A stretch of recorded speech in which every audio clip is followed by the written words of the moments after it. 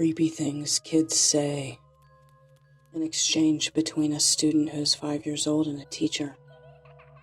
Teacher, what do you want to write about? Child, Jack. Teacher, oh, who's Jack?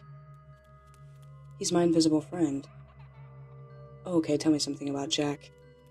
He's dead. My little brother used to talk about a woman who would visit his room at night.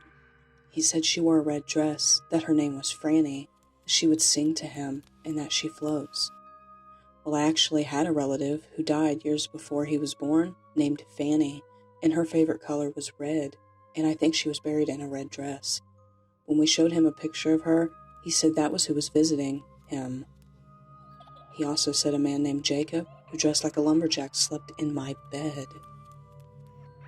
I used to hallucinate and hear voices at night when I was around 4. They used to say stuff like, "Is he asleep yet? No, he's just pretending." Then I'd hear footsteps running to my room, and sometimes actually shit myself, and they'd laugh. That's when I wasn't actually getting beat up by them in a dream.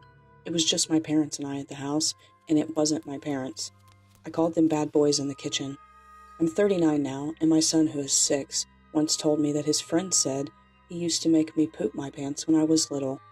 I laughed it off, but my son gave me accurate details of the house and mentioned the bad boys in the kitchen and how they used to beat me up, which disturbed him because I'm his hero and no one can beat up Dad. I literally froze and felt like I was 4 again. I asked who Ben was, and he said it was his imaginary friend. I told him Ben is a liar and was just jealous and not to worry about it, but I haven't slept properly after that day.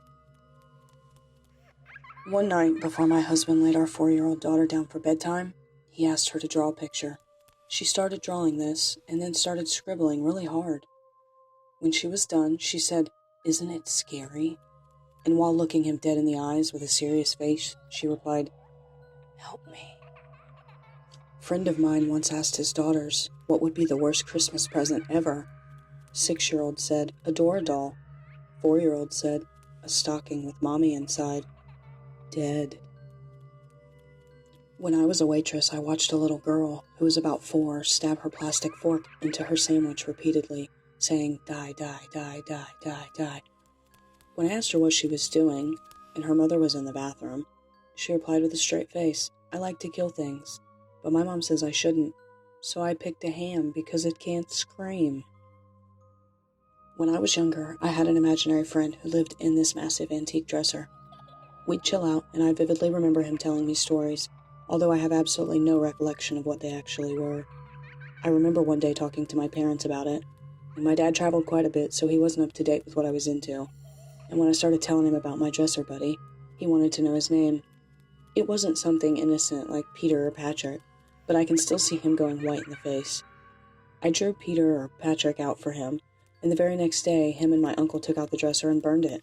It wasn't until a few years later that I found out my dad's little brother, my uncle, had also the same friend with the same name who lived in the same dresser. After a few months of the typical imaginary friend stuff, my uncle started having night terrors and couldn't sleep because of this Peter or Patrick. It got so bad that they had to move him out of his room before he'd even get back to normal. This is a true story of something that just happened in my house recently. Recently in my own home, my girlfriend's 5-year-old brother came up to their mom and told her, "Mama, you're gonna die." She replied with, "What do you mean I'm gonna die?" He said, "You're gonna die, but Grandma said I'm gonna be okay." Mind you, his grandmother has been dead since his mother was 18 years old.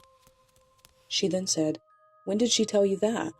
He said, "The other night, but I'll be 10 and Sissy and I will live in a little red house." She said, "What about our house?" And he said, "It's gone." She said, "Well, Mama don't want to leave you and Sissy." He said, "I know, but Grandma said I'd be okay."